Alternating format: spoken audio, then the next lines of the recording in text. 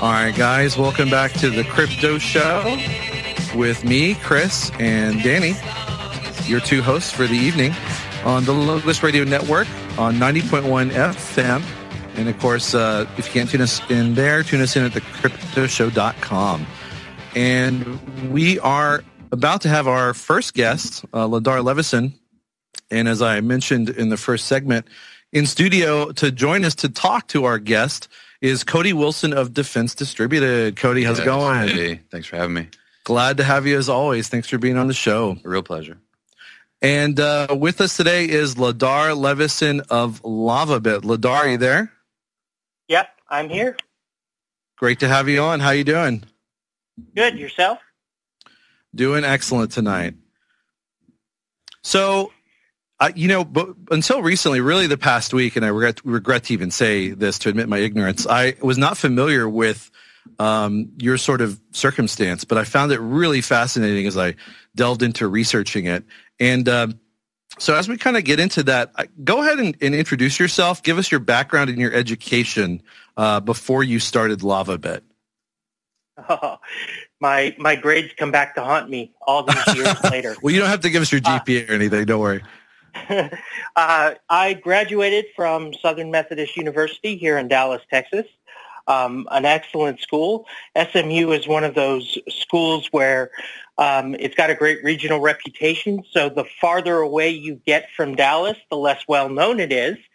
And that kind of resulted in me sticking in the area. And I graduated with degrees in finance, political science. I also got minors in English and computer science. And while I sought out a opportunity as a financial analyst, I found that here in Dallas, my skills as an IT engineer were far more valued.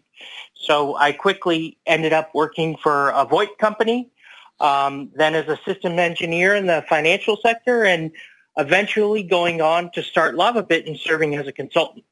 And for the last 11 or so years, I've primarily focused my energies on building up LavaBit, at least until I shut it down in August of 2013. And that's a tantalizing little tidbit for our listeners that he did indeed shut down what was otherwise a successful company. And we're going to get into that and explain why that was the case. And it's a very, very bizarre and interesting story. I've got a question for him. Forget who's John Galt. Who's Howard Rourke?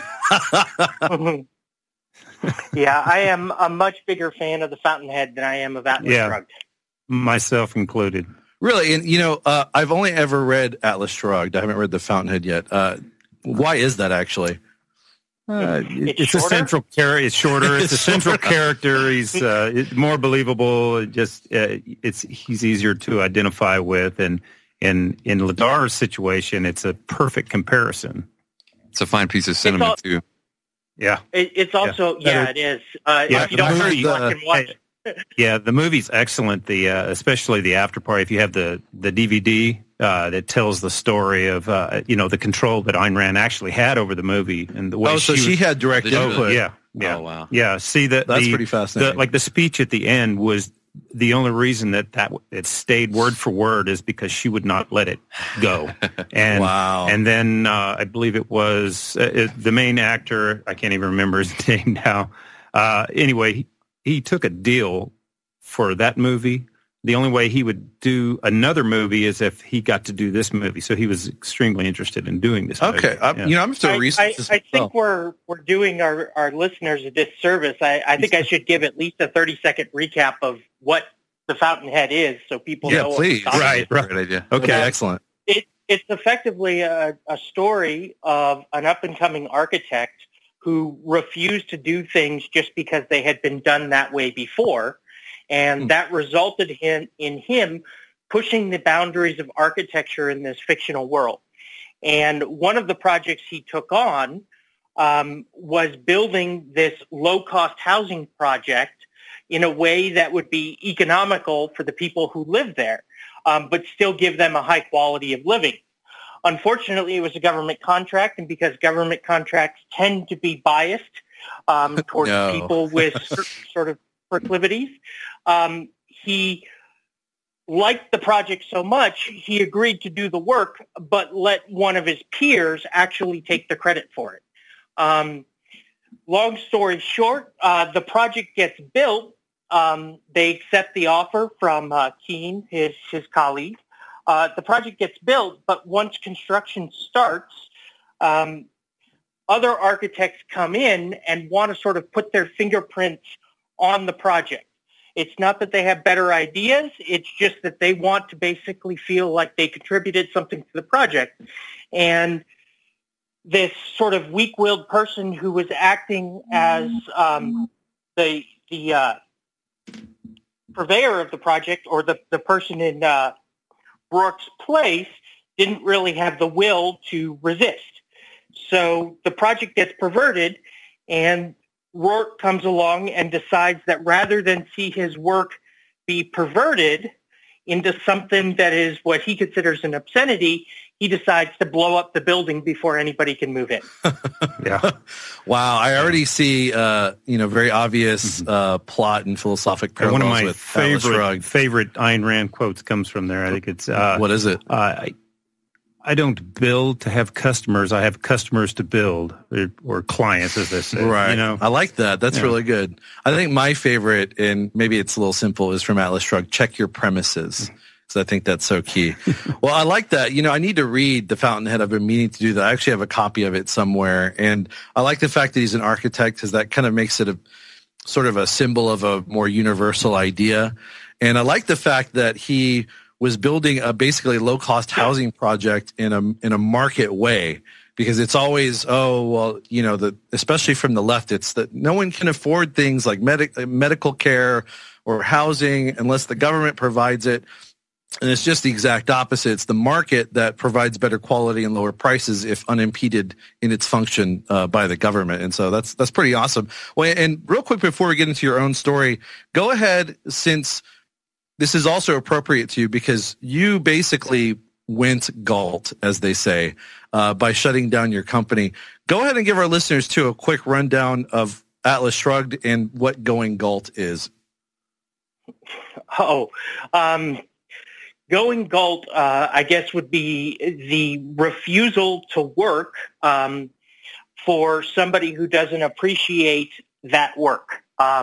In other words, basically, it's the idea that the world is not entitled to your services and your knowledge, that you should be paid for what you do, and that you should have the choice about whether or not to provide those services and that knowledge. And the idea in Atlas Shrugged is that all of the world's smartest people got fed up with the government coming along and basically usurping the fruits of their labor without due compensation, and decided to abandon their posts and retreat to a mountainous region where they created their own free market economy. And eventually, all of the world's smartest people ended up here, and the world itself fell apart. Meanwhile, the government tries to take increasingly thorough control over the economy, and all that ends up doing is turning it into the Soviet Union right before it collapsed. And there you see kind of some of the parallels to Fountainhead, not to mention the parallels to America today, scarily enough. And unfortunately, a lot of the very smart people in this world and in America, instead of going galt and go whatever you want to call the opposite, which is right into the arms of the government. Those work too. There you go. I like that. And luckily, there are exceptions to that rule, such as yourself and many other people. And so tell us then how, actually, we're coming to break, so we'll say that for the other end of it. But I did want to mention that I watched a video of you, I think it was entitled on YouTube, Going Galt. It was Ben Swan hosting a talk with you and several other guys. Tell us how, you said in this video that the ideas of Ayn Rand influenced your company and what you decided to do with your life. Tell us how that's the case. Well, it was kind of like we talked about earlier, where for Rourke, that quote you brought up, I don't build to have customers, I have customers so I can build. I derived more pleasure from the knowledge that people were using my system. And actually, there's the break. We'll be back with Ladar Levison on the Crypto Show.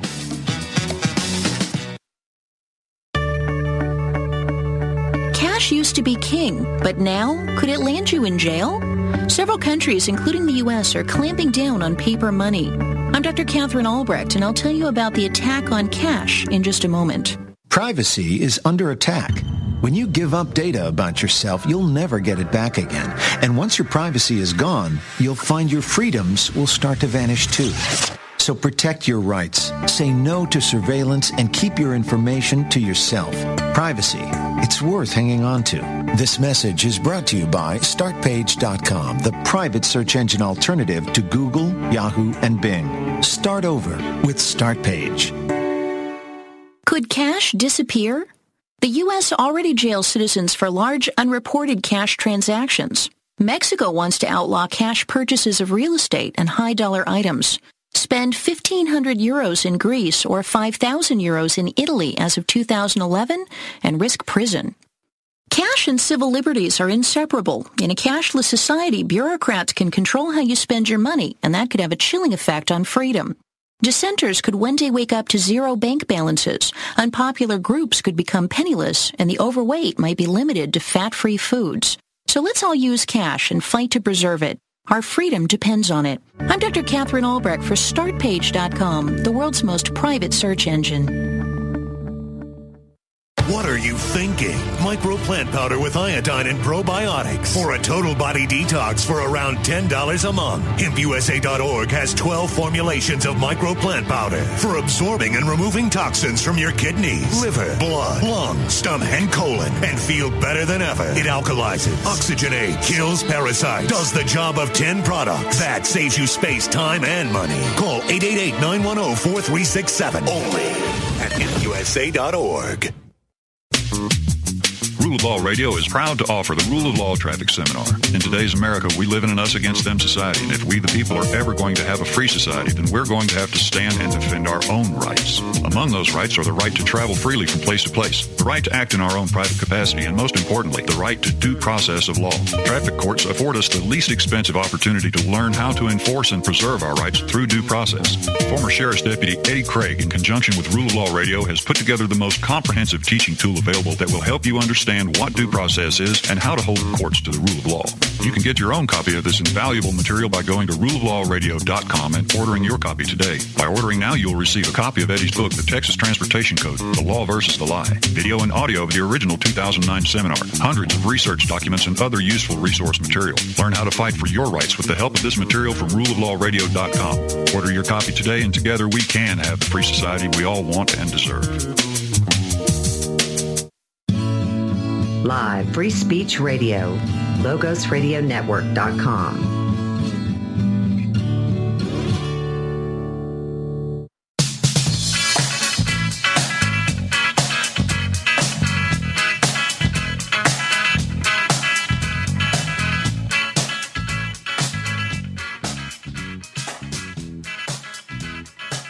All right, guys, welcome back to the Crypto Show on Logos Radio Network, 90.1 FM, with your hosts, me, Chris, and my sidekick here, Danny. And you can always call in at 512-646-1984. And again, if you can't hear us on 90.1 FM, you can always live stream at thecryptoshow.com or logosradionetwork.com. And our guest tonight is Ladar Levison, and also with us in studio is of Defense Distributed, Cody Wilson. And we were just talking with Ladar, and Ladar, you were discussing how Ayn Rand had influenced your philosophy and your starting of LavaBit. Go ahead and wrap that up, and we'll get into the long and interesting story of LavaBit. So for me, one of the more important aspects of LavaBit wasn't the amount of money that I made from it, but it was the knowledge that these several 100,000 people were relying upon me to provide them with a service, and that this service was effectively built upon this completely custom code base that I had written over several years. It was as if I had built my own building and all these people were living in it, And they depended upon me to have engineered this building to provide them with protections from the outside world. And what effectively happened, if I'm going to summarize sort of a very emotional trauma into a single sentence, the court came along and ordered me to basically rip apart the system and provide the TLS private key to the government so that they could snoop on all 400,000 of my customers. And being the amateur constitutional scholar that I was, didn't feel that that was appropriate or in the spirit of our Constitution, and rather than be a party to it, rather than become complicit in what I felt were crimes against the American people, I decided to shut down the email service before it could be perverted in such an obscene manner. Wow, truly. So the Wainwright building fell to the ground. I need to read this book.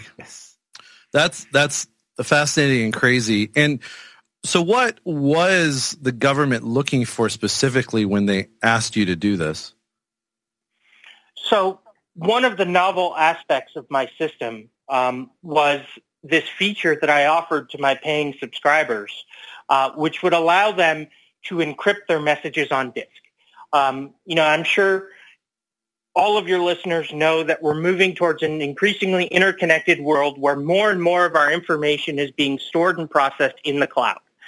And the problem with that is it's being stored in some place that's outside of your control. And, most of us these days like to keep our email on the server so that we can access it from multiple devices over a long period of time. We like that central sort of storage with multiple access points, which is sort of contrary to, say, like an SMS system or a peer-to-peer system. Unfortunately, what that also means is that all of your communications are now being stored on this remote server that's outside of your control.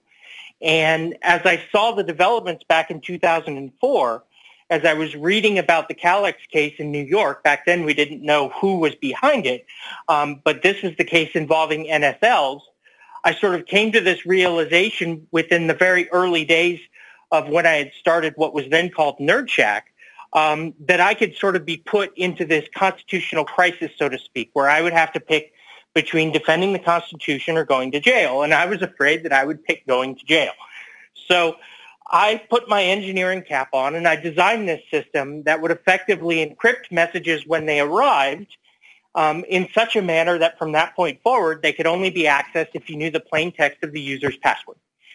Well, that system worked great for 10 years, but along comes the government with an interest in some of the users of my system that were employing this feature, and they were unwilling to accept the idea that they couldn't access these messages.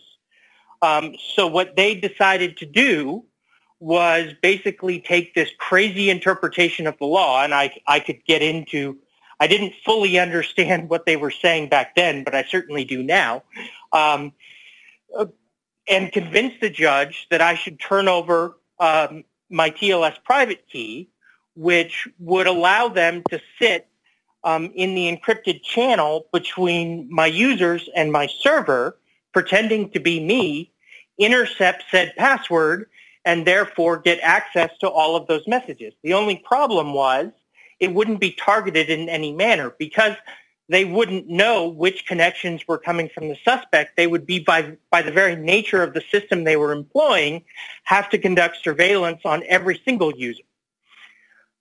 Which is pretty crazy because, I know that originally it was a subpoena for the private keys, and then they turned it into a search warrant.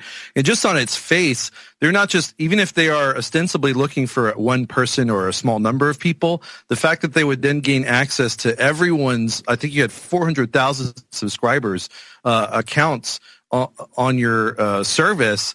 How can you even justify that as a search warrant? You're basically searching people who aren't even part of whatever legal process they're trying to get through. It's crazy.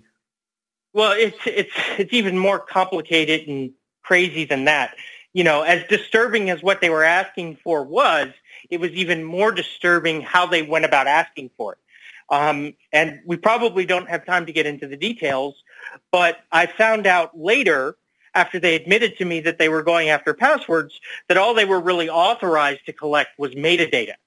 But yeah, long story short, they convinced the judge that because they weren't recording the information from these other people, that it didn't actually constitute a search. In other words, if a machine looks at it but not a human, it's not a violation of the Fourth Amendment. And if you read many of the government statements lately, you can tell that what they're saying is based on sort of that flawed sort of definition of, we don't look at everyone's communications. Well, yes, you do. You just have a machine looking at them and not an NSA analyst. So, is there really a difference? And unfortunately, the public hasn't really become educated enough on the issue to even have a considered opinion. Ladar, I heard, and this is Cody, by the way, I heard when you guys went down at the Fourth Circuit that one of the major issues was that at the district level you hadn't actually preserved the Fourth Amendment issue or something, and basically it was a procedural reason that they denied the Fourth Amendment stuff? It's I call it a contrived procedural reason. When I appeared in court, I had to appear pro se. They approached me right before July 4th, and I told them I was uncomfortable turning over the key and I would want to retain and consult with a lawyer first. Right. Well, a week later, I had a lawyer, but she was based out of California. And the next day, I was ordered to appear in court in Virginia 4 days later at my own expense. So I ended up basically facing a decision, either appear on my own or have a warrant issued for my arrest. So I appeared pro se. And at that hearing, the judge said, at that hearing, I stated that I didn't believe the pen register order, this metadata collection order, provided the legal authority to collect the TLS key. And the judge basically said, I tend to agree with you. Isn't that why I signed a search warrant this morning? Basically sort of hinting at the fact that there was this search warrant out there. But basically said that he didn't think the pen register trap and trace order provided the authority. Well, as soon as the gavel goes down, I get served with the search warrant. I retain a lawyer before leaving D.C., and a couple of weeks later, they have a hearing on our motion to quash the search warrant for the encryption keys. At that hearing, in response to our motion, the government argues that not only does this search warrant provide the authority, but also the pen register trap and trace order provided the authority. Well, the issue of the pen register trap and trace order was never discussed at the hearing. Why would it? I was in compliance with the pen register order. They had installed their device. It just couldn't break the encrypted communications. And in response to that hearing, the judge issues an order that stated effectively, and for the reasons stated in the government's brief. So with that cute little phrase, he all of a sudden changed his opinion from the pen register trap and trace order doesn't provide the authority to it does. Now, that hearing was on a Thursday. The next day, the order was issued, and that's when I surrendered the paper copies of the encryption keys. My thinking, which is a great story in itself. You need to ask him about that. My thinking being that if this is truly just information, as the government claims, then the information should be good in whatever form it arrives on. Of course, naturally, my thinking was, while they're busy trying to transcribe these characters into the computer, I can be making the necessary arrangements to shut down the system. That's fascinating. And we're coming to break. We'll be right back with Ladar Levison of LavaBit with Chris and... Are you the plaintiff or defendant in a lawsuit? Win your case without an attorney with Jurisdictionary, the affordable, easy-to-understand 4-CD course that will show you how in 24 hours, step by step. If you have a lawyer, know what your lawyer should be doing. If you don't have a lawyer, know what you should do for yourself. Thousands have won with our step-by-step course, and now you can too. Jurisdictionary was created by a licensed attorney with 22 years of case-winning experience. Even if you're not in a lawsuit, you can learn what everyone should understand about the principles and practices that control our American courts. You'll receive our audio classroom, video seminar, tutorials, forms for civil cases, pro se tactics, and much more. Please visit ruleoflawradio.com and click on the banner or call toll-free 866-LAW-EASY. Hello, my name is Stuart Smith from naturespureorganics.com, and I would like to invite you to come by our store at 1904 Guadalupe Street, Suite D, here in Austin, Texas, behind Brave New Books and Chase Bank, to see all our fantastic health and wellness products with your very own eyes. Have a look at our miracle healing clay that started our adventure in alternative medicine. Take a peek at some of our other wonderful products, including our Australian emu oil, lotion candles, olive oil soaps, and colloidal silver and gold. Call 512-264-4043 or find us online at naturespureorganics.com. That's 512-264-4043, naturespureorganics.com. Don't forget to like us on Facebook for information on events and our products. naturespureorganics.com.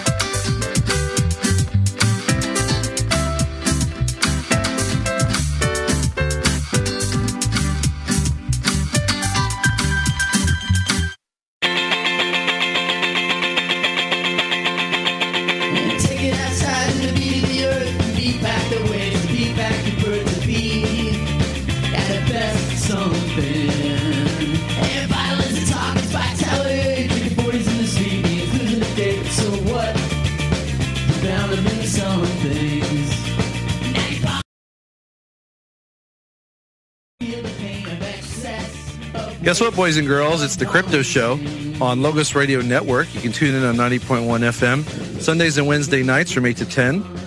You can also live stream from logosradionetwork.com, the link at the top, or thecryptoshow.com. There's a button right there you can press. And we do also accept callers. Always appreciated. You can call in at 512-646-1984. And don't forget, this is me, Chris, and Danny, my sidekick, ever faithful. And in studio, we have Cody Wilson of Defense Distributed, and our guest, Ladar Levison of LavaBit, formerly of LavaBit, who was telling it still of LavaBit. Actually, I guess ongoing still. It won't get all the albatross around your neck, I guess, right? Yeah, the company doesn't go away just because the service shuts down. That's a good point. And you're representing yourself as LavaBit with this technical alliance on behalf of Darkmail, correct? Yeah, and there's a chance that someday I'll be able to restart LavaBit in some sort of for-profit capacity. So we'll see, but we can talk more about that later. We'll see. And Cody was about to bring up something that I'll have him mention because I had no idea about this. Cody, what were you going to ask him about his case just now? Oh, do you mean before we went to the break, or do you mean the story I wanted him to share with you guys specifically? With the no, I can't remember. With was it the private keys? Yeah. Before we left, he was just Ladar was just talking about how he provided some of the information that he was compelled to provide. That's right. And I hope you could reset that for him. It's a great story. Okay, Ladar, go ahead. You want to finish up? Oh, yes, sir. I thought you were going to ask me a question. So I have this order compelling me to turn over the private keys, or I face a fine of $1,000 per day. And I effectively only had a few hours to turn over the keys. Of course, I didn't exactly keep these decrypted keys lying around.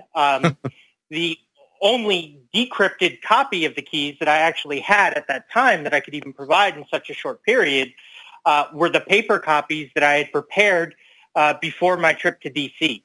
And, of course, I had prepared a set of paper copy of the keys because when I traveled to D.C., in addition to the summons, I was also facing a subpoena for the encryption keys, and I wasn't sure if I was going to have to turn them over then, rush back to Dallas, and shut down the system, coupled with the fact that I'm sure you guys have all been inside of a federal courthouse.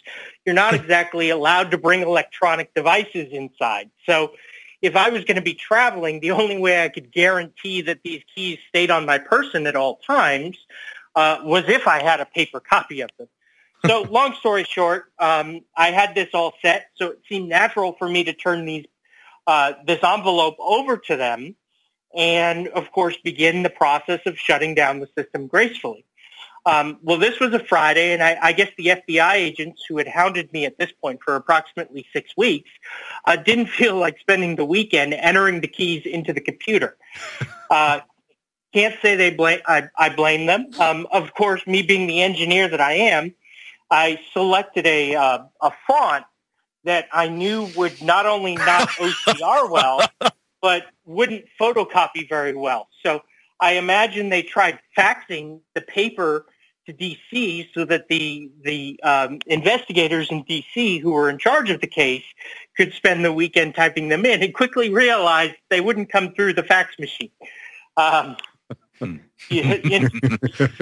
beautiful. The human dynamics of this. I mean, it was like an 8 or 10-point font. It was clearly legible if you had the actual original copy in front of you. Okay. But if you tried to photocopy it, the tops of the F's would run into the, tops of the L's, and, the middle line in the T might not show up. Things of that nature. See, this is why you're better than John Galt, because you add this extra layer of mischief for the government. I think that is brilliant. Getting what they want, man. Technically complying, but making it really difficult. Yeah. It's part mischief, but it's also part analytical, because, there's something very important that I could share with your listeners that even so-called experts in information security don't seem to fully understand quite yet, because it's still a nascent industry. And it's the idea that the only thing worse than a compromise is a compromise that leaves no evidence behind that you were compromised. So the idea that somebody could take these keys from me, say at a TSA checkpoint, disappear into another room and come back 5 minutes later would be incredibly disturbing, because I would be in this position where I wouldn't know for sure if the keys had been compromised. And given that my protocol for a compromise was a shutdown, that's a pretty drastic sort of, binary choice you have there. So I felt it was pretty important to make sure that I had something that I was carrying with me that couldn't be, like a USB stick or a CD-ROM or even a set of paper keys that could be easily photocopied, so that if I was forced to lose control of it for a short period of time, I would know that, a duplicate hadn't been made. So it was an extra layer of security or encryption on a physical level as well, as you traveled with very sensitive information. That makes a lot of sense. It's brilliant. Yeah. So, I mean, everybody sort of assumes that it was this mischief motive behind it, but it was, and that's okay too. I like to think of it as that was just a benefit. That was a perk. It was really purely analytical. But long story short, the hearing is Thursday afternoon. Friday, we received the order, and I have the meeting scheduled with the FBI, and I turn over the paper copy. The weekend goes by, and long story short, they go to the judge on Monday and ask for an order of contempt. And they let my lawyer know this, and my lawyer tells them that he would like to at least appear and argue orally against this order of contempt. In other words, enter an objection. But the government, in their anger, and I guess presumably in the judge's own angst, refuse, and this order of contempt is entered ex parte on what is effectively the next business day from when that original order was entered. Now, if you remember from before the break, the language in that order was, and for the reasons the government stated in their brief. Well, lo and behold, several months later, I shut down the service. The public generously donates, the money necessary to launch a substantive appeal with a qualified legal team. And the appellate court decides not to consider any of our arguments because we never officially formally objected to the government's notion that they had the authority to collect the keys under the Pen Register Traffic Trace statute. But you couldn't object, right? Because you didn't have the proper hearing setting to do so? Well, he explained that the judge just dismissed it at his original hearing as a matter not having. They didn't even talk about the statute there. Oh, that's right. He issued a secondary search warrant, and so then when he's appearing pro se, they don't address the merits, and then the government later changes its mind and then rests all of the merits back on the tap and trace. If I'm understanding this correctly, Ladar.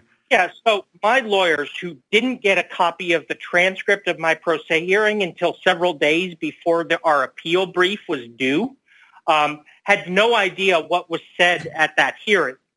They basically had to go off of my recollection of it.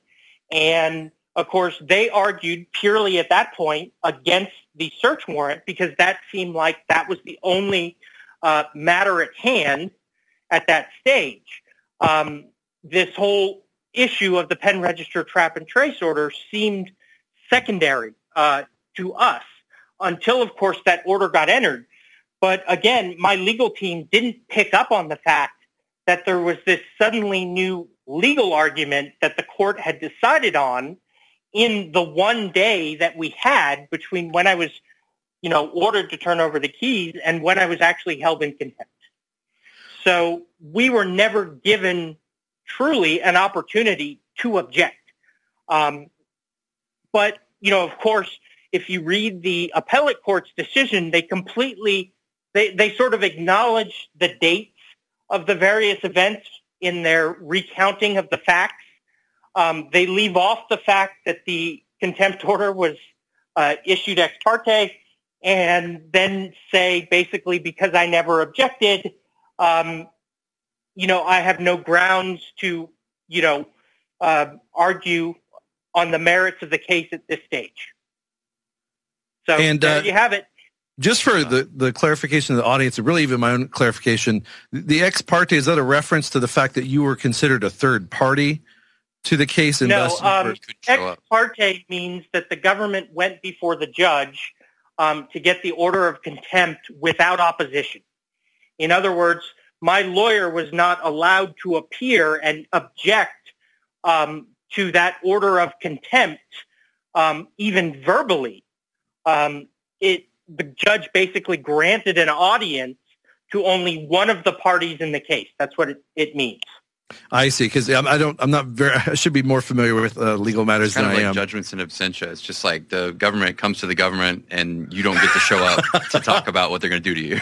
Well, that seems fair, right? You shouldn't have to face your accuser, right? Speedy justice is democracy in action. Well, right, what's your problem? Right to a speedy trial, right? Yeah. Well, in defense of the system, ex parte hearings are generally frowned upon and in some cases considered unethical. I've had federal judges basically tell me that the way this was handed is sort of a disgrace to the profession. But, take that for what you will. I found out long after all of the dust had settled that this was a former FISA judge. So, there you go. known that going in, things may have been different. And of course, on the other side was the, former general counsel for the CIA, now assistant U.S. attorney for the Department of Justice.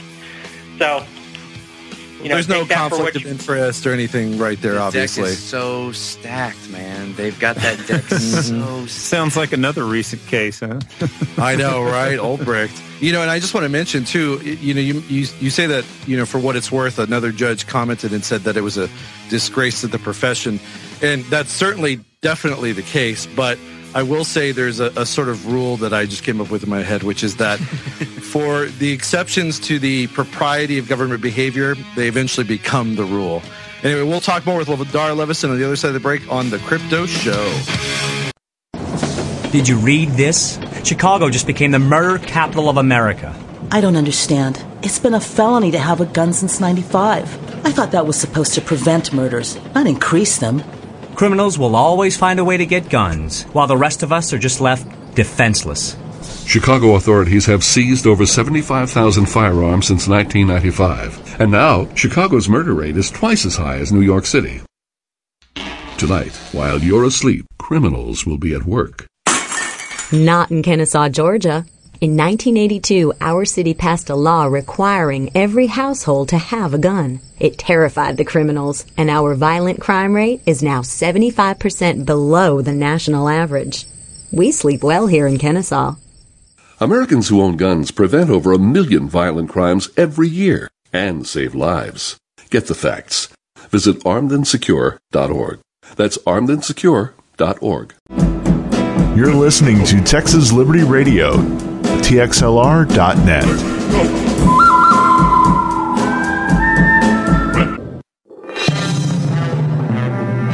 This is the Liberty Beat, your daily source for Liberty news and activist updates.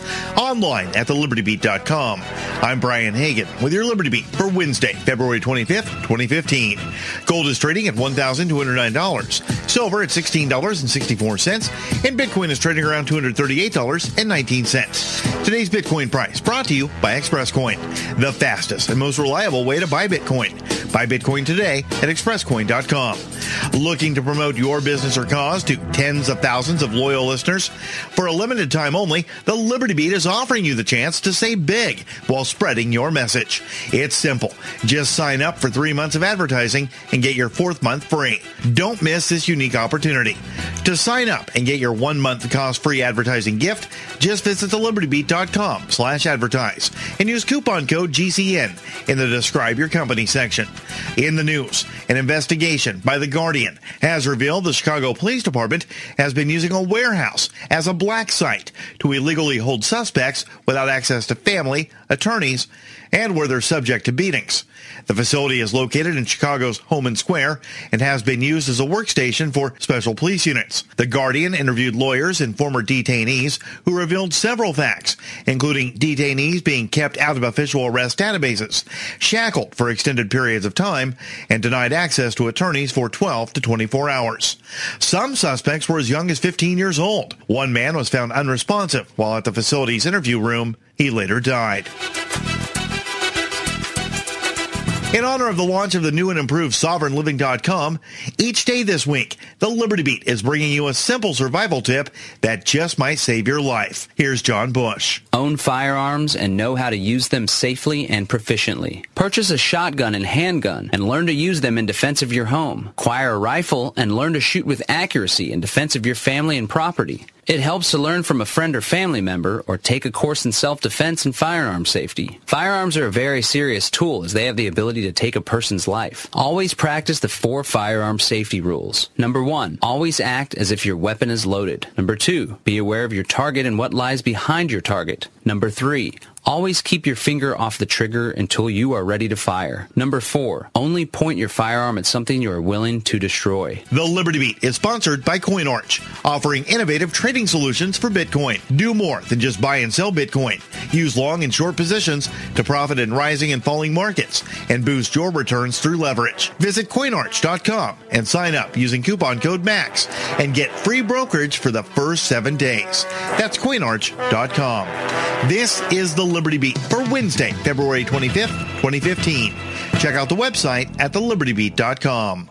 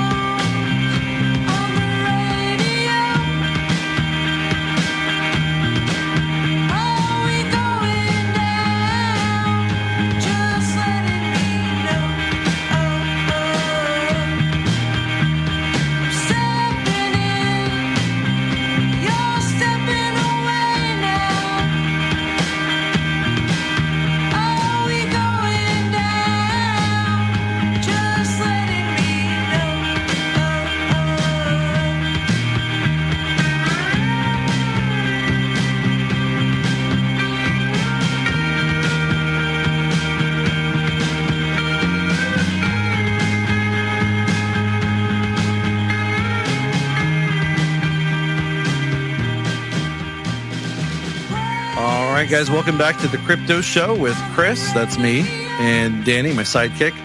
And it is LogosRadioNetwork.com and 90.1 FM. And feel free to call in at 512-646-1984. In studio with us, Cody Wilson of Defense Distributed.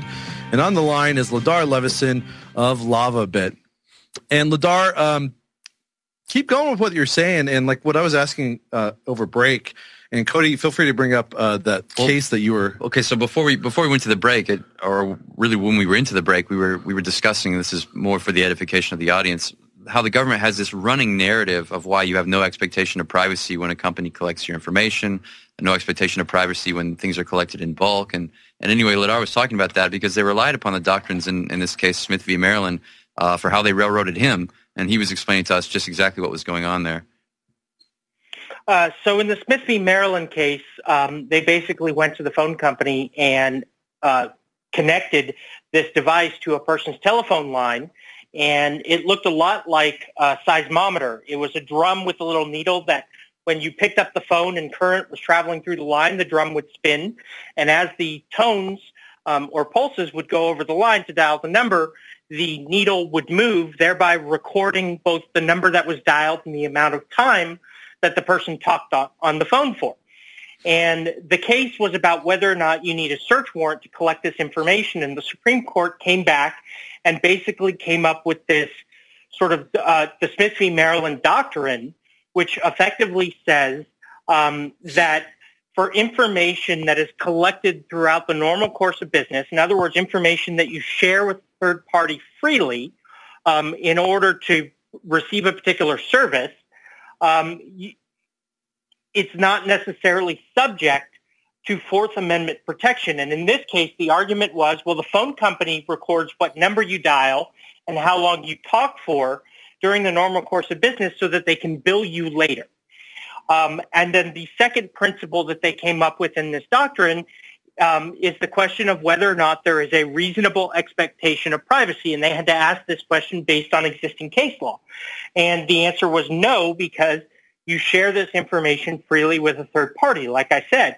Well, it's this and what basically the Supreme Court said is that when these conditions are met, you don't necessarily need a search warrant to collect and sort of view or analyze the information received. And what I didn't fully realize early enough on in my case, one of my lawyers argued that we should, make the constitutional argument, the Fourth Amendment, more prevalent. I argued for it, but the bulk of the legal team thought that, the bulk of the case should be fought on whether or not the government had a statutory authorization to collect these keys. But long story short, my case effectively flew in the face of that very argument. We talked about earlier how this device had to search through every person's communication and how it relied on this idea that they didn't need a search warrant for this machine to look at this information. Well, in my case, I violated both of those core tenets of Smith v. Maryland. I had a policy with my service that I didn't collect and record any information that I didn't have a technical need to know. So I didn't keep track of what IP address you logged in from. I kept track of the last time you logged in so I would know when an account was inactive.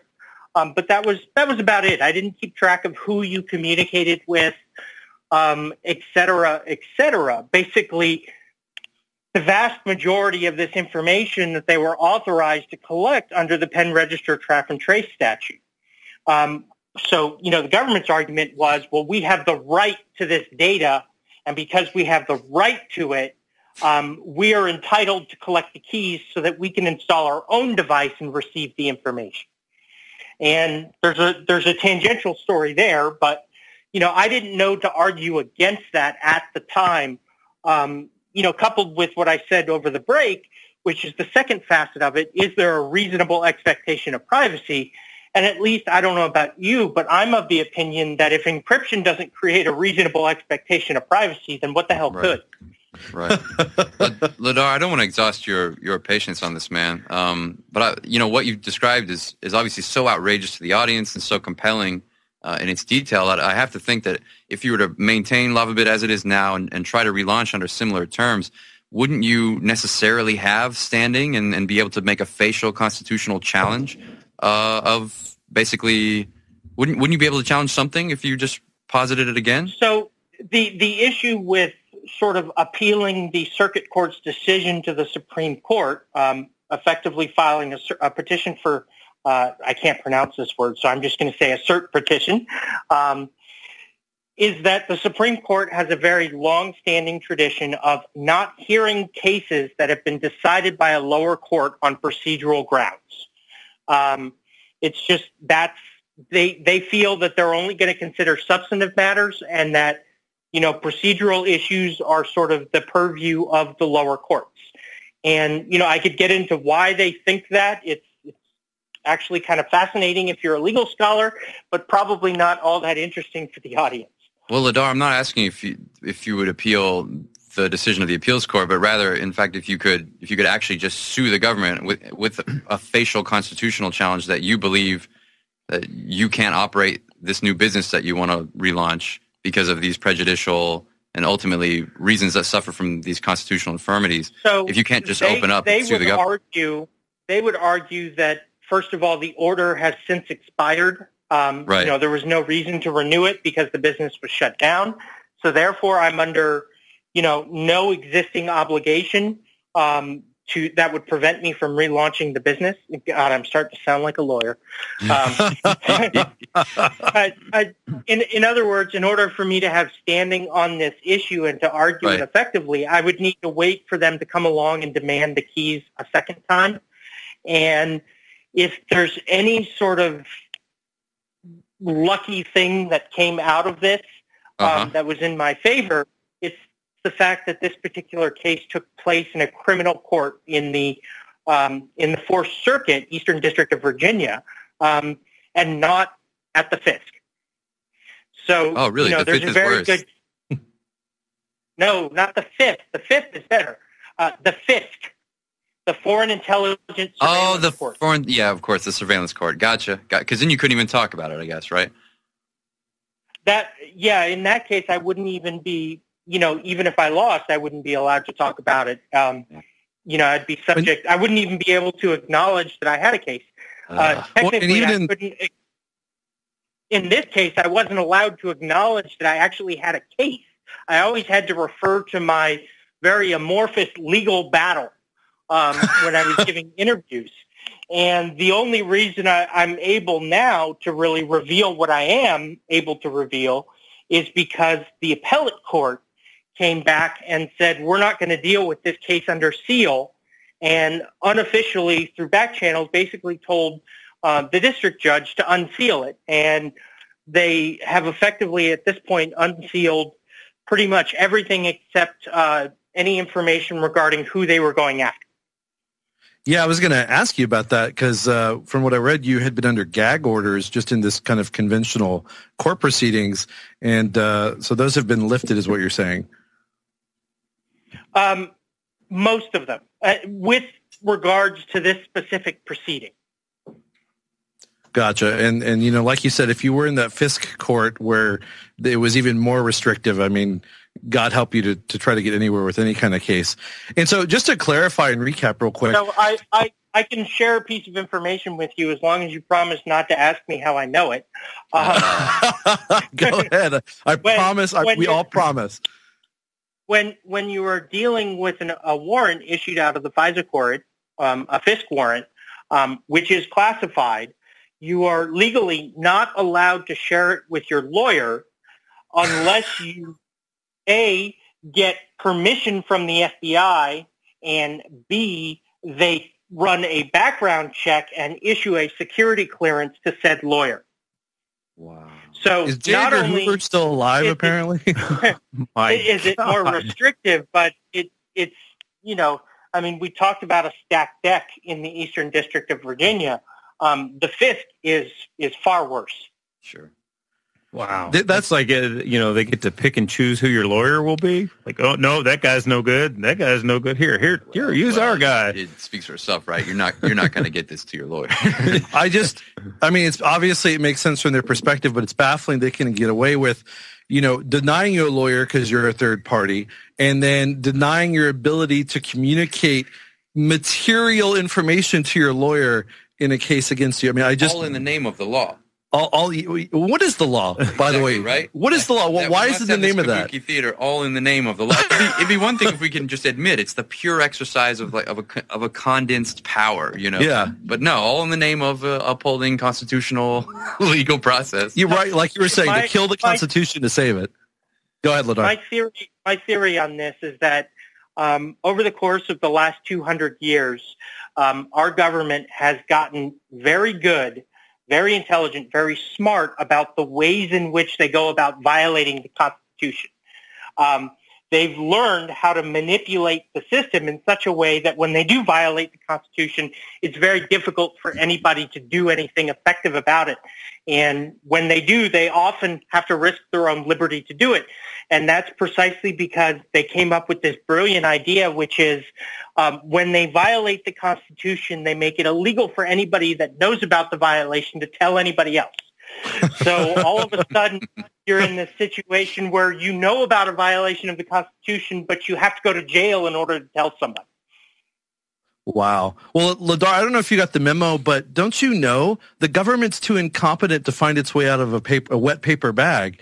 The government wouldn't be that good at doing all this. I'm being sarcastic, of course, but I'm really surprised how much that is echoed, that sentiment I just expressed in libertarian circles, in groups that should really know better, and they don't really appreciate the full scope of not just the government's power, but its cleverness and how much it can get away with. So I don't believe the paper bag theory. I think it's certainly accurate.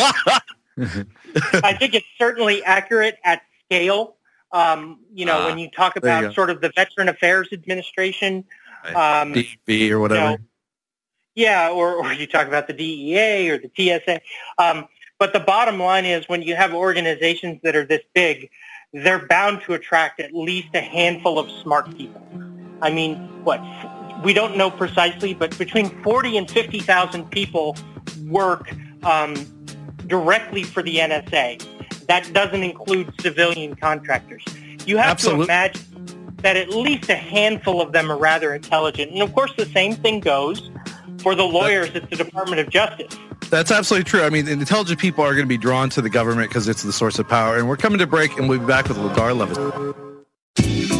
At Capital Coin and Bullion, our mission is to be your preferred shopping destination by delivering excellent customer service and outstanding value at an affordable price. We provide a wide assortment of your favorite products featuring a great selection of high-quality coins and precious metals. We cater to beginners in coin collecting as well as large transactions for investors. We believe in educating our customers with resources from top accredited metals dealers and journalists. If we don't have what you're looking for, we can find it. In addition, we carry popular longevity products such as Beyond Tangy Tangerine and Pollen Burst. We also offer One World Way, Mountain House storable foods, Berkey water products, ammunition at 10% above wholesale, and more. We broker metals IRA accounts, and we also accept Bitcoins as payment. Call us at 512-646-6440. We're located at 7304 Burnett Road, Suite A, about a half-mile south of Anderson. We're open Monday through Friday 10 to 6, Saturdays 10 to 2. Visit us at capitalcoinandbullion.com or call 512-646-6440.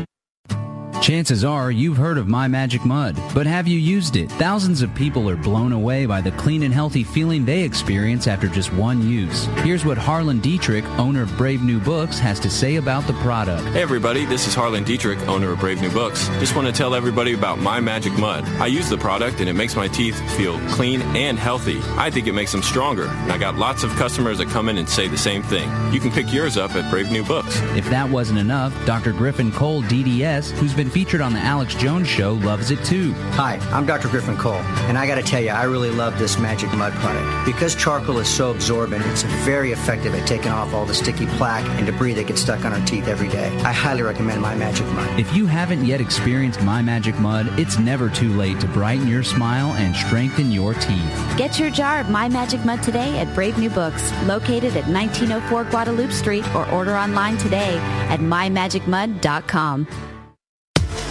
This is the Logos Radio Network.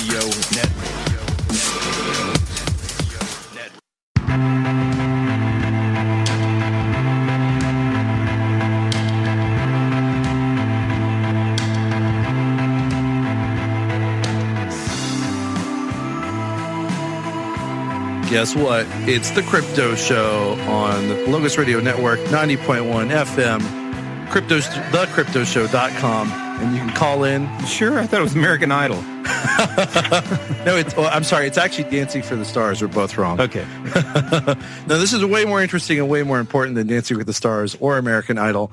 And if you do want to call in, you can call in at 512-646-1984. And this is Chris and Danny with Cody Wilson in studio of Defense Distributed and Ladar Levison of Lava Bit and also of Darkmail, which is his new venture. And Ladar, do you want to go ahead and give us a little take on what your new venture is about? Yeah, so certainly. I'm a security engineer. I've been passionate about information security since, before I was a teenager. And sort of building websites, writing software became my job.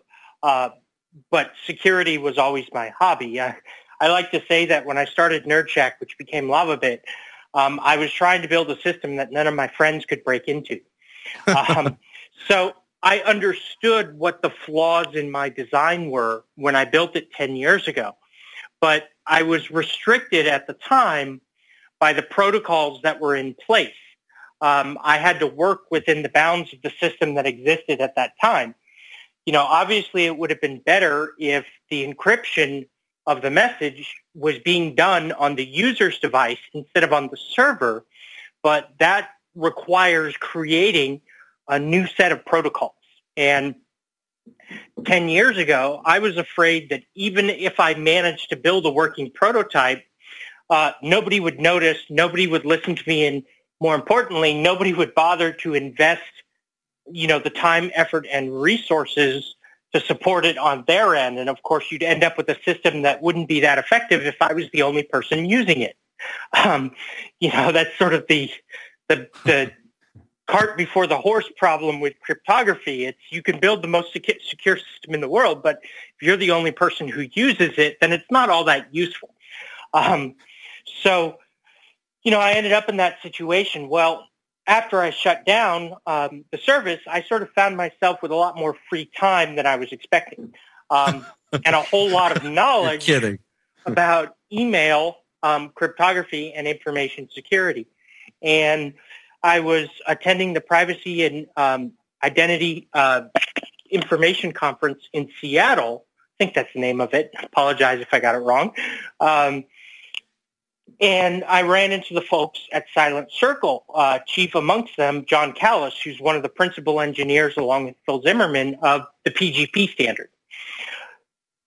We got to talking, and we realized, hey, a lot has changed since PGP was developed in the 90s. And at the time, it was actually developed not specifically for email.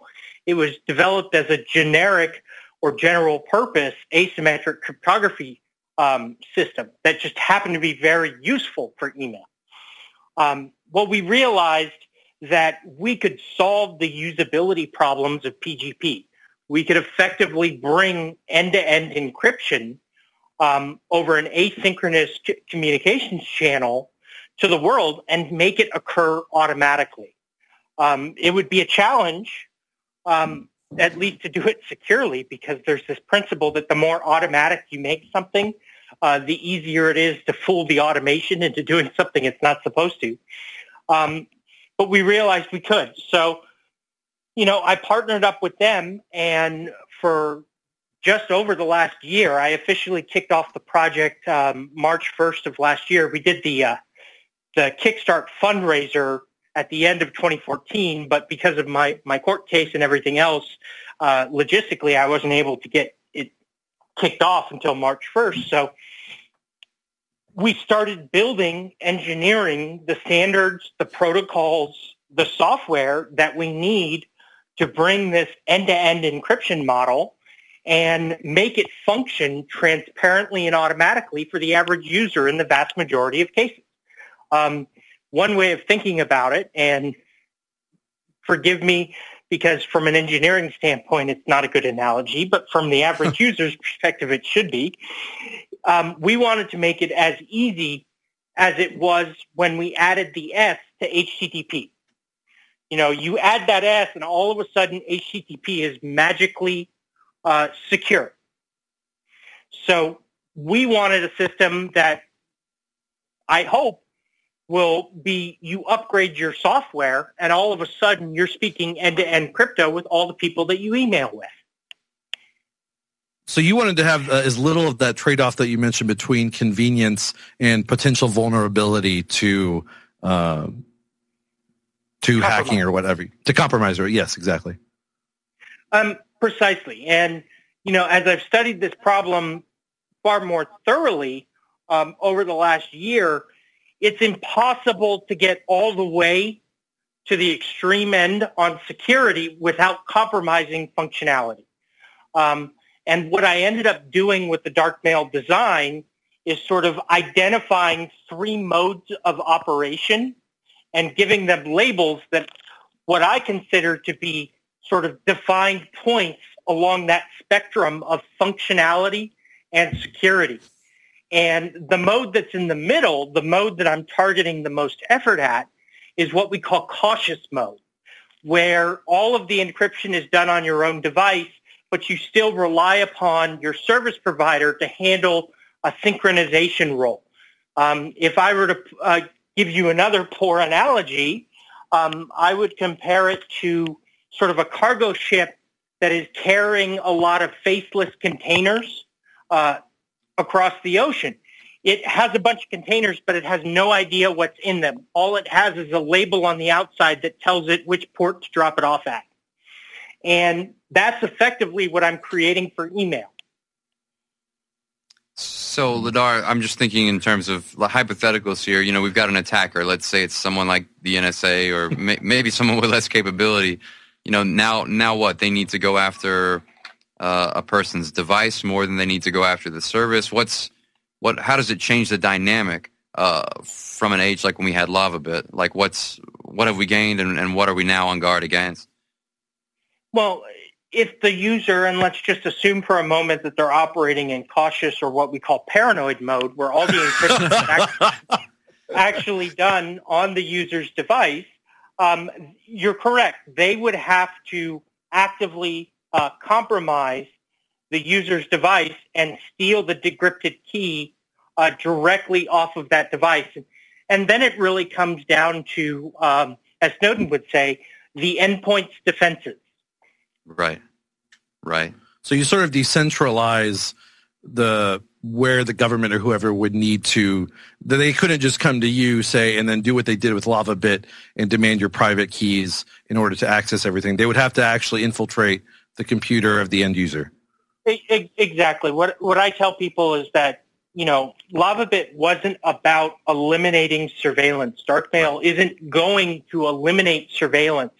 But what I hope it will do is it will remove the service providers from the surveillance equation and force the attackers, whether it be legal or extra-legal attackers, to target the individual.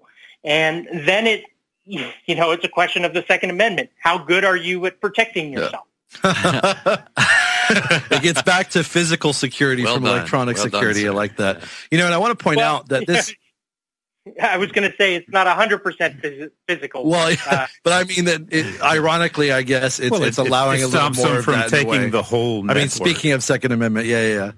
And one comment I wanted to make real quick is that it's just amazing to me how every time I talk about just about anything in this world related to empowering technology for the individual against the state or things similar, it comes down to decentralization.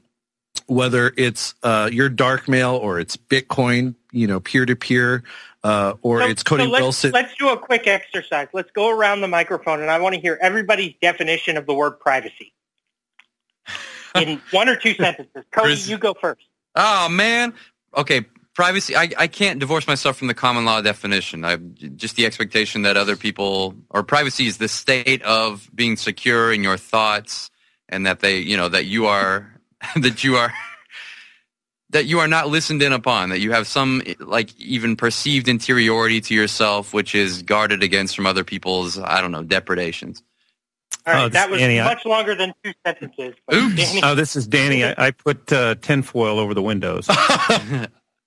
This is Chris. I was never good at test taking, but if I had to give an answer, I would probably give Danny's answer. And actually, we're about to come to break, so this is an intriguing... So when we get back, I'll give you my definition. Yes, I can't wait. I imagine your definition is going to be far superior to all of ours, except Danny's, that is, because I think the tinfoil one is probably the bulletproof Well, I have one. a hat and my windows are covered. Well, you're more protected than I am. I need to consult you on that. We'll be right back with the Crypto Show. Cell phones are an indispensable part of modern life. Nearly 90% of adults and 3/4 of teens now have one. But are cell phones really safe? I'm Dr. Catherine Albrecht, and I'll be right back with the facts. Google is watching you, recording everything you've ever searched for and creating a massive database of your personal information. That's creepy, but it doesn't have to be that way. Startpage.com is the world's most private search engine. Startpage.com doesn't store your IP address, make a record of your searches, or use tracking cookies, and they're third-party certified. If you don't like Big Brother spying on you, start over with Startpage. Great search results and total privacy. Startpage.com, the world's most private search engine. Americans don't hear much about cell phone health risks, but researchers in Europe have linked the devices to brain tumors, DNA damage, sperm death, and early onset Alzheimer's. You can minimize your risk by knowing your mobile phone emits a basketball-sized sphere of EMF radiation. Picture a basketball with your phone in the middle, then keep that sphere away from your brain and reproductive organs. Don't hold it near your head or in your pocket, and use the speakerphone or get a corded headset or a Bluetooth headset. And before you buy your next phone, check its SAR rating to see how much exposure you're getting. Obviously, the less the better. This is Dr. Catherine Albrecht. More news and information at catherinealbrecht.com.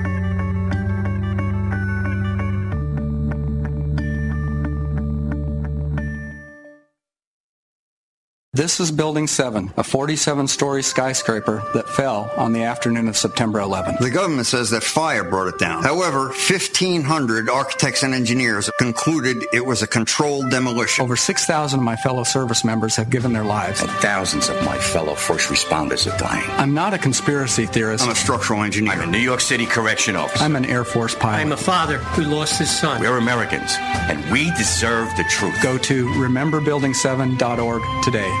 Nutritious food is real body armor. It builds muscle, burns fat, improves digestion, and feeds the entire body the nutrients it needs. Did you know the U.S. government banned the hemp plant from growing in the United States and classified it as a Schedule I drug to hide it behind the marijuana plant? People have been confused about this plant for over 80 years, and many still don't know what hemp is. So now you know hemp is not marijuana, and marijuana is not hemp. They are different varieties of the same species. HempUSA.org wants the world to know these basic facts and to help people understand that hemp protein powder is the best kept health secret you need to know about. Remember, hemp protein powder contains 53% protein, is gluten-free, anti-inflammatory, non-GMO, and is loaded with nutrients. Call 888-910-4367, 888-910-4367, and see what our powder, seeds, and oil can do for you. Only at HempUSA.org. You're listening to the Logos Radio Network at logosradionetwork.com.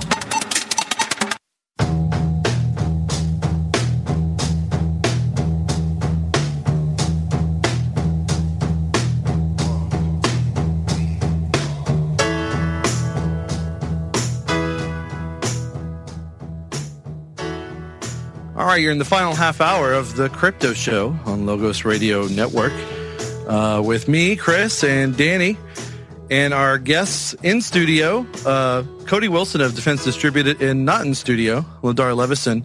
And Ladar, right before the break, was asking us a very important, very pertinent, yet very, I think, difficult to answer question. What is privacy?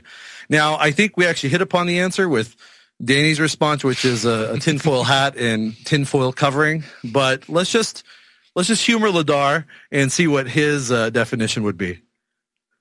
I actually have to give credit to one of my political science professors who stumbled upon the answer accidentally without realizing it, because I had an aha moment in his class. so many years ago. And I've only since sort of iterated on that definition since. But I can boil privacy down to one word: control. It's control over the information that people have about you and therefore how they perceive you.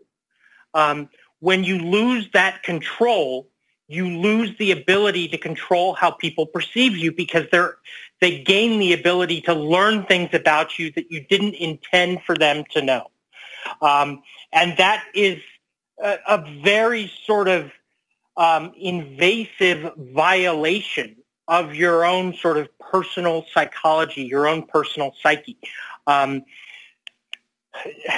would compare it almost to it's obviously not at the same level, so don't accuse me of saying that. But, in many respects, if you talk to a victim of sexual assault, they will say that during the assault, they felt this overwhelming loss of control over their own body.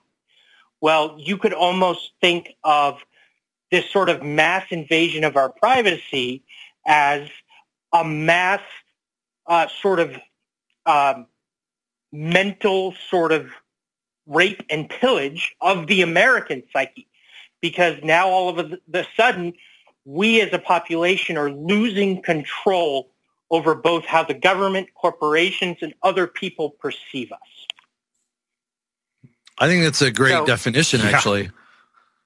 So now, can somebody remind me why I decided to ask what the definition of privacy was? Because it was relevant to what we were talking about.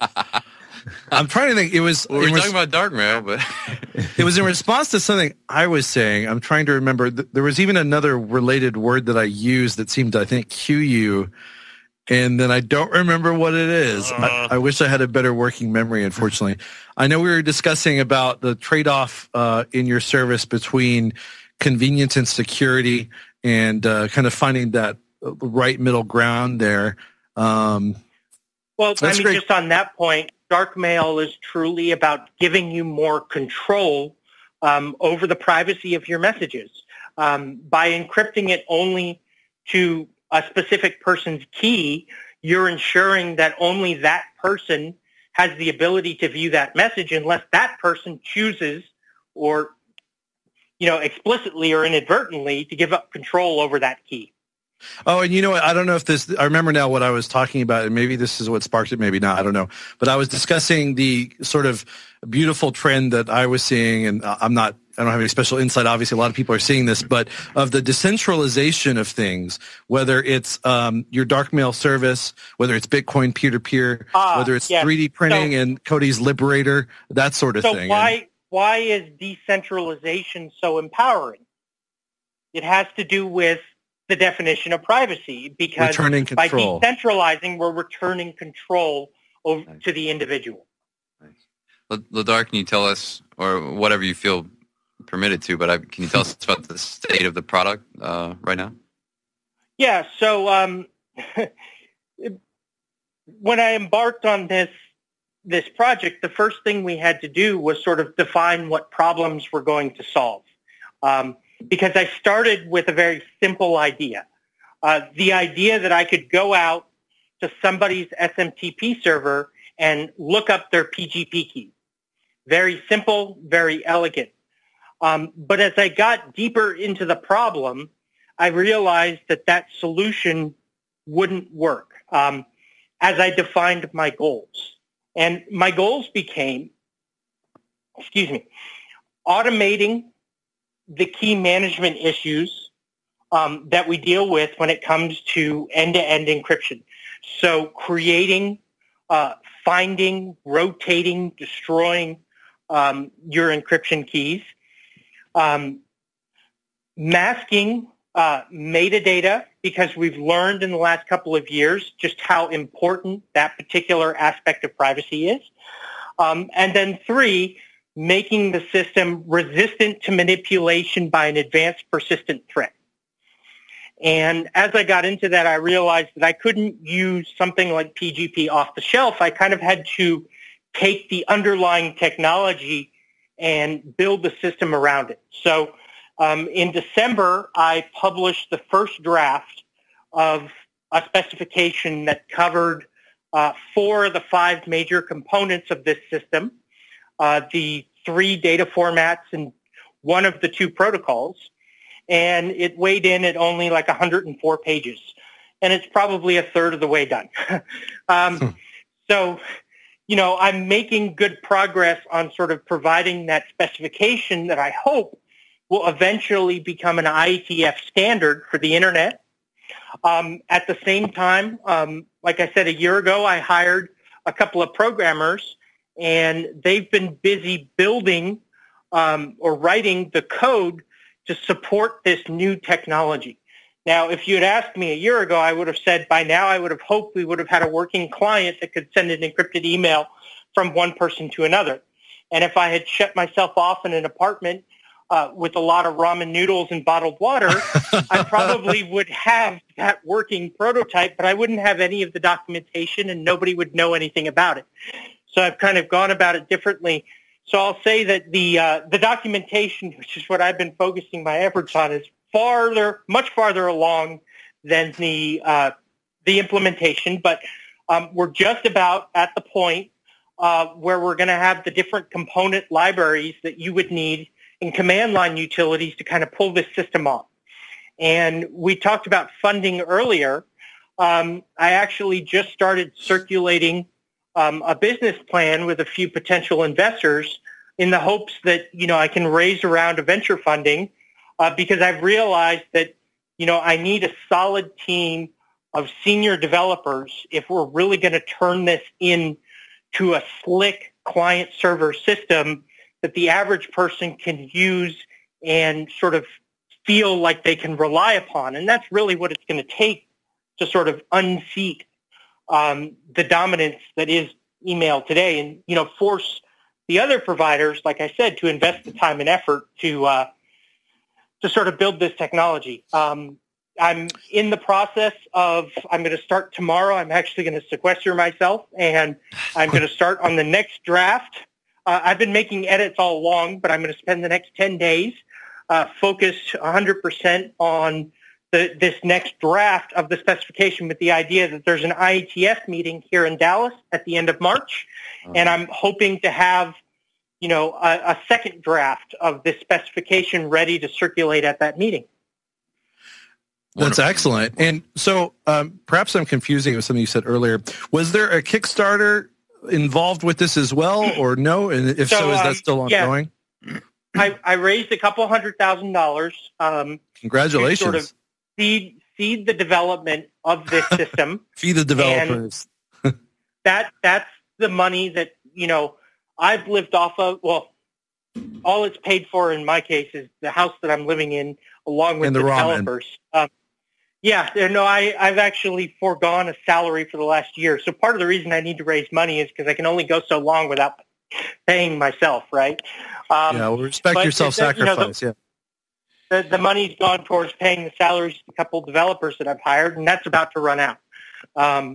So we're kind of at this point where to keep working on it, I've realized we're going to need to raise money, but more importantly, I realized that developers like myself, guys who can make a phone call and pick up, a nice cushy corporate job, aren't exactly willing to give that up and go spend a year of their lives, working on an encryption project to change the world for minimum wage. So absolutely. It takes a lot to make that big sacrifice, and it's a rare breed of person like you that can do that. And we all applaud your effort in doing that. And real quick, because as we're coming to break, where can people go to continue to donate to the Kickstarter fund?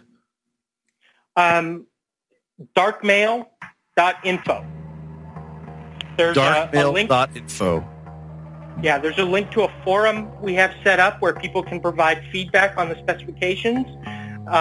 We have GitHub repositories, github.com/LavaBit, set up where they can download the code, the server code that powered LavaBit, or they can take a look at the development. Excellent. We'll be back on the other side with Ladar Levison. Do you feel tired when talking about important topics like money and politics? Boring. Are you confused by words like the Constitution or the Federal Reserve? What? If so, you may be diagnosed with the deadliest disease known today, stupidity. Hi, my name is Steve Holt, and like millions of other Americans, I was diagnosed with stupidity at an early age. I had no idea that the number one cause of the disease is found in almost every home in America, the television. Unfortunately, that puts most Americans at risk of catching stupidity, but there is hope. The staff at Brave New Books have helped me and thousands of other Foxaholics suffering from sports zombieism recover. And because of Brave New Books, I now enjoy reading and watching educational documentaries without feeling tired or uninterested. So if you or anybody you know suffers from stupidity, then you need to call 512-480-2503 or visit them at 1904 Guadalupe or bravenewbookstore.com. Side effects from using Brave New Books products may include discernment and enlarged vocabulary and an overall increase in mental functioning. Are you the plaintiff or defendant in a lawsuit? Win your case without an attorney with Jurisdictionary, the affordable, easy-to-understand 4-CD course that will show you how in 24 hours, step by step. If you have a lawyer, know what your lawyer should be doing. If you don't have a lawyer, know what you should do for yourself. Thousands have won with our step-by-step course, and now you can too. Jurisdictionary was created by a licensed attorney with 22 years of case-winning experience. Even if you're not in a lawsuit, you can learn what everyone should understand about the principles and practices that control our American courts. You'll receive our audio classroom, video seminar, tutorials, forms for civil cases, pro se tactics, and much more. Please visit ruleoflawradio.com and click on the banner or call toll-free 866-LAW-EASY.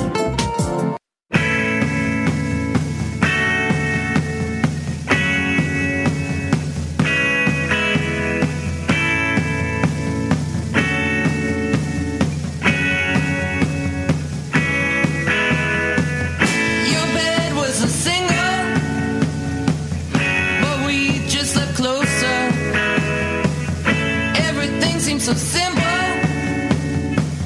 For me, there was no other.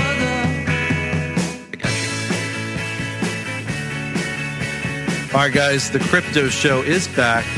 Unfortunately, we're back for only less than 15 minutes. So hang in there. It's been an exciting hour and 45 minutes with me and Danny and our guests, Cody Wilson and Ladar Levison. And Ladar, we were just talking about dark mail, of course. And the website for people to donate to the Kickstarter fund was, again, darkmail.info, correct? Yeah, and there's a PayPal donation link, and on lavabit.com, there's that PayPal link, and there's also a Bitcoin donation address.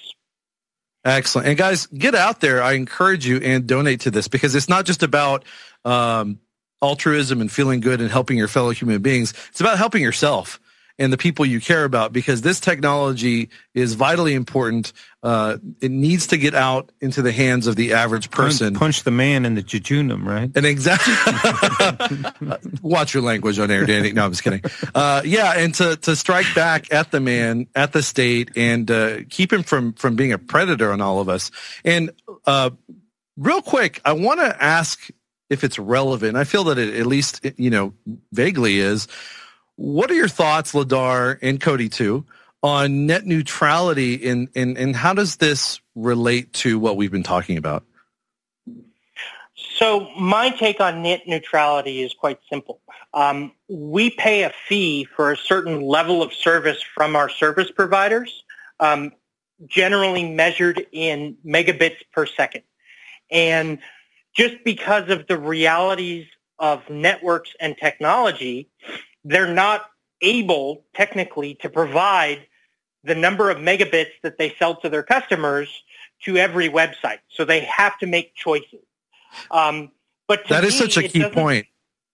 It doesn't seem appropriate that they would take money from me to provide a service that they're supposed to be providing for the fee that I pay, and then also collect a fee from the other end, the content provider, in order to give them biased access. And of course, as an internet-based business, I obviously have a pretty heavy bias in this, but the internet as we know it doesn't work if you change the paradigm. And that paradigm being we provide or we pay for access to a network that is valuable because of the number of things that are connected to it. And when all of a sudden the number of things that are connected to it, at least at a decent speed, goes down, the value of the network itself goes down. And so, I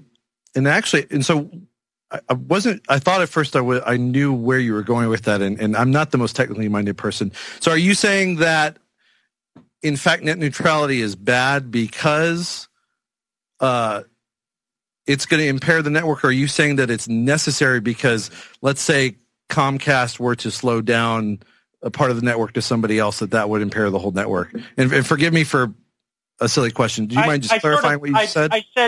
I said a couple of things, but I'm going to toss out the term net neutrality because I think it's really a political buzzword at this point. Well, that's definitely the case, yeah.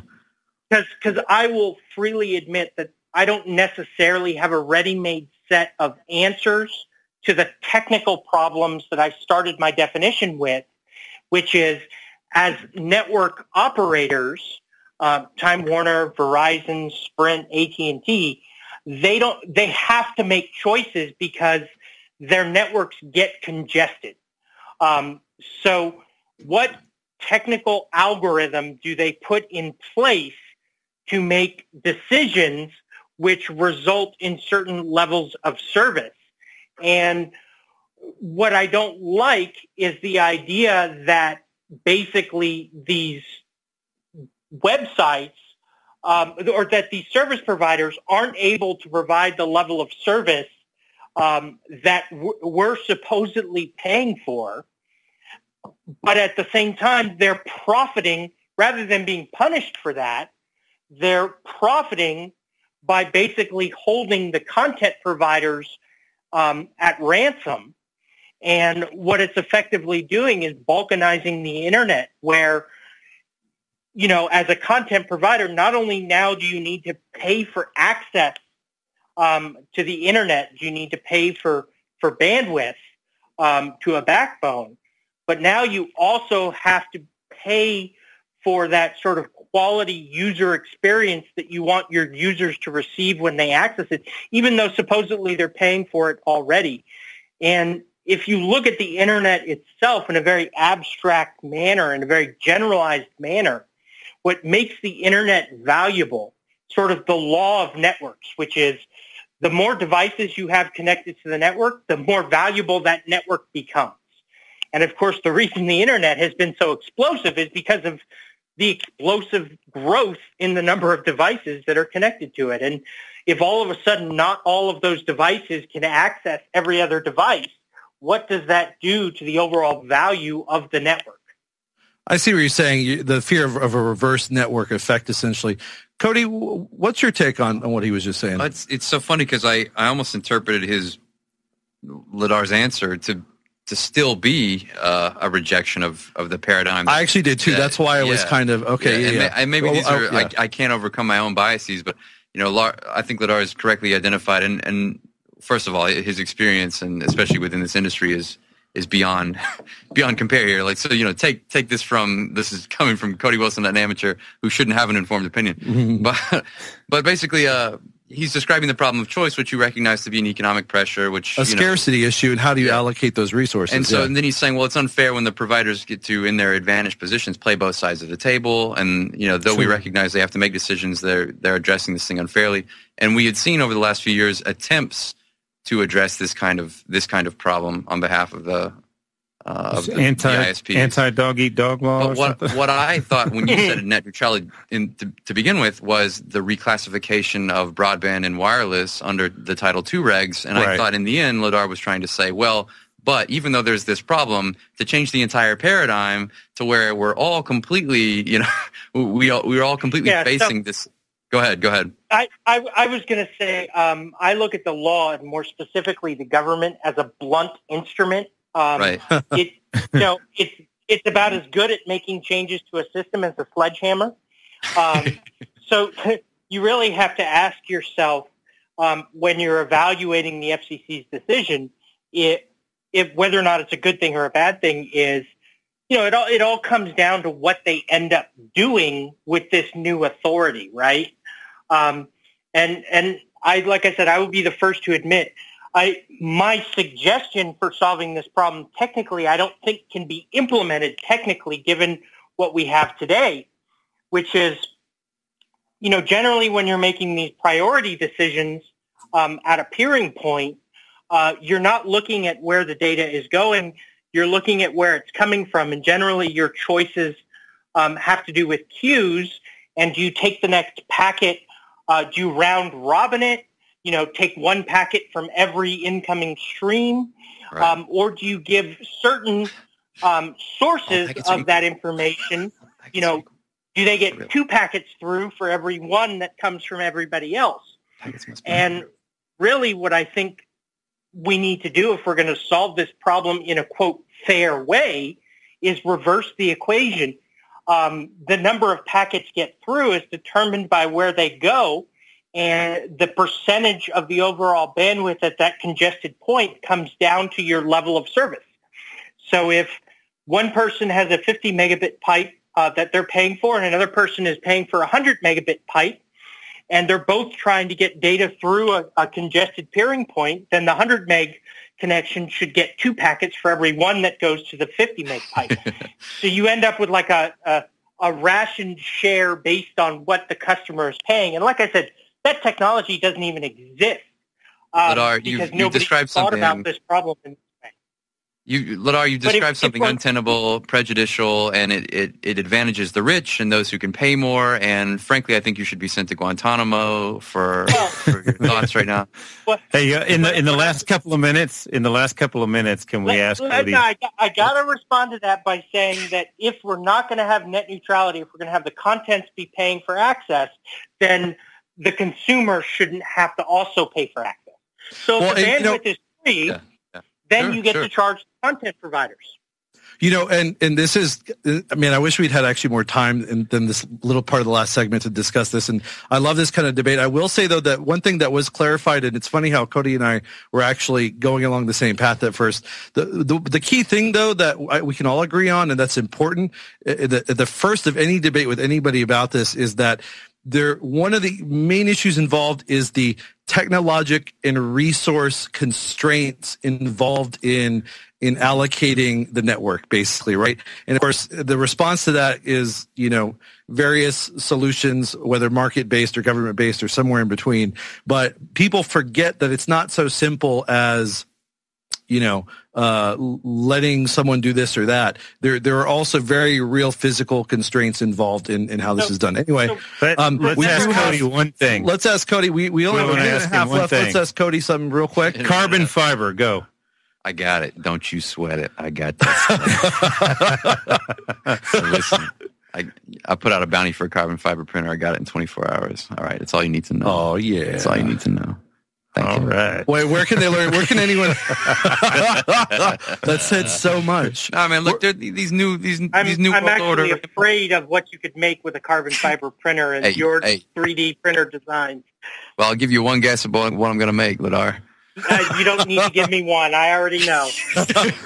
And so where can people learn more about your carbon fiber printers? Bounty's up. You know what? They can learn about it when I make something with it. So basically, these MIT liberals didn't want to give me a carbon fiber printer, but market pressures, I got one. So that's all we need. Awesome. Well, you know what? We're basically at the end of the show. I wish this show in particular, I think, has been a very good show. 2 great guests, Ladar Levison of Darkmail and LavaBit, and Cody Wilson of Defense Distributed, me, Chris, and my co-host Danny. By the way, Danny of Hill Country Home Improvement. I just wanted to plug his own company here locally. I think he deserves that. You can get your roof done in Bitcoin if you'd like. He does accept Bitcoin, and that's pretty awesome. One of the many local merchants who do so. And guys, tune in again. We'd love to have Ladar Levison back on the show, and Cody's here in town with us, so we would absolutely love to have him back on the show, and I'm sure he will be. And this has been the Crypto Show on Logos Radio Network. 90.1 FM, and we'll see you guys on Sunday. Take care, guys. The guy just came into our store and started shooting. There was nothing we could do. We just huddled behind the counter, defenseless. Eventually, the police showed up, but by then it was too late. 6 people were already dead, including my wife and daughter. If only I had a gun. maybe they'd still be alive. Americans who own guns prevent over 1 million violent crimes every year and save lives. Get the facts. Visit armedandsecure.org. Tonight, while you're asleep, criminals will be at work. Not in Kennesaw, Georgia. In 1982, our city passed a law requiring every household to have a gun. It terrified the criminals, and our violent crime rate is now 75% below the national average. We sleep well here in Kennesaw. Americans who own guns prevent over 1 million violent crimes every year and save lives. Get the facts. Visit armedandsecure.org. You're listening to Texas Liberty Radio, TXLR.net. Toll free at 888-551-0102. That's 888-551-0102. Or visit us online at bfa.org. Looking for some truth? You found it. LogosRadioNetwork.com.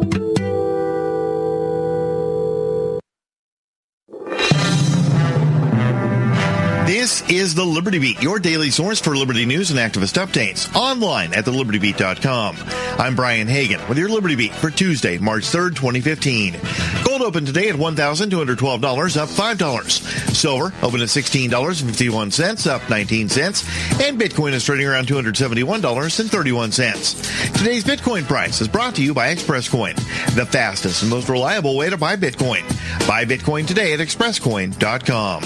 In the news, new details have emerged regarding how the Stingray cell phone surveillance tools disrupt cellular service to targeted devices, as well as phones in the immediate area.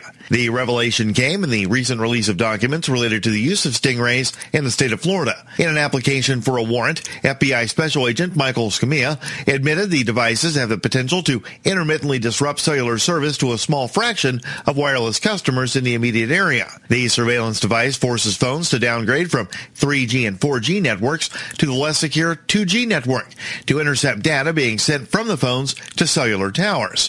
Now, this can cause a disruption in internet service and the ability to make and receive calls for a brief period of time. The news raises questions on what, if anything, the Federal Communications Commission, who is responsible for approving the device, knew about the service disruption. On Saturday, activists held a rally in Chicago's Homan Square to protest the use of a warehouse as a domestic black site where police have been questioning and holding suspects illegally. Hundreds of activists gathered outside the facility, calling for an end to the secretive activities, which include accounts of suspects being denied access to lawyers and family and subject to beatings and threats. A California judge has found that a law requiring new semi-automatic handguns to stamp identifying information on cartridges of bullets is constitutional. The challenge to the Unsafe Handguns Act was brought forth by the Calguns Foundation, a Second Amendment foundation that argued the law violates the Second Amendment because it bars them from buying handguns that are in common use. The Liberty Beat is sponsored by CoinArch, offering innovative trading solutions for Bitcoin. Do more than just buy and sell Bitcoin. Use long and short positions to profit in rising and falling markets and to boost your returns through leverage. Visit CoinArch.com and sign up using coupon code MAX and get free brokerage for the first 7 days. That's CoinArch.com. Support also comes from the Texas Bitcoin Conference. Hear from speakers such as Charlie Shrem, Dr. Robert Murphy, Vitalik Buterin, and Catherine Bleish. March 28th and 29th at ACL Live at the Moody Theater. Tickets on sale now at TexasBitcoinConference.com. Use coupon code LibertyBeat for $25 off your ticket. That's coupon code LibertyBeat. This is the Liberty Beat for Tuesday, March 3rd, 2015. Check out the website at thelibertybeat.com.